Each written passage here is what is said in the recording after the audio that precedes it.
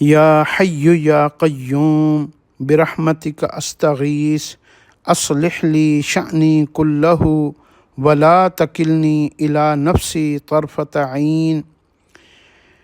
اے اللہ، بے شک آپ کی ذات زندہ و جاوید اور ہمیشہ قائم رہنے والی ہے، مجھے اپنی رحمت میں ڈھانپ لیجئے، میرے سارے معاملات کو عافیت کے ساتھ درست فرما دیجئے، اصلاح فرما دیجئے، اور مجھے میرے نفس کے حوالے، میری خواہشات کے حوالے، مجھے شیطان مردود کے حوالے ایک پلک چھپکنے کے برابر بھی ان کے حوالے نہ فرمائیے، اور میری حفاظت فرمائیے۔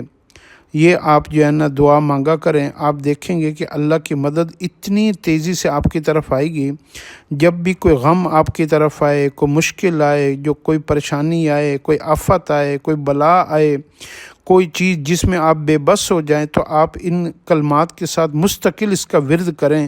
آپ دیکھیے گا کہ آپ جو ہے نا اس میں سے ایسے نکل آئیں گے جیسے آٹے میں سے بال نکل آتا ہے، پتہ ہی نہیں چلے گا کہ اتنی بڑی مصیبت آئی ہوئی ہوگی، اور آپ اس مصیبت سے عافیت کے ساتھ نکل آئیں گے۔ آزمائش بہت بڑی ہوگی لیکن آپ کا کوئی بھی نقصان نہیں ہوگا۔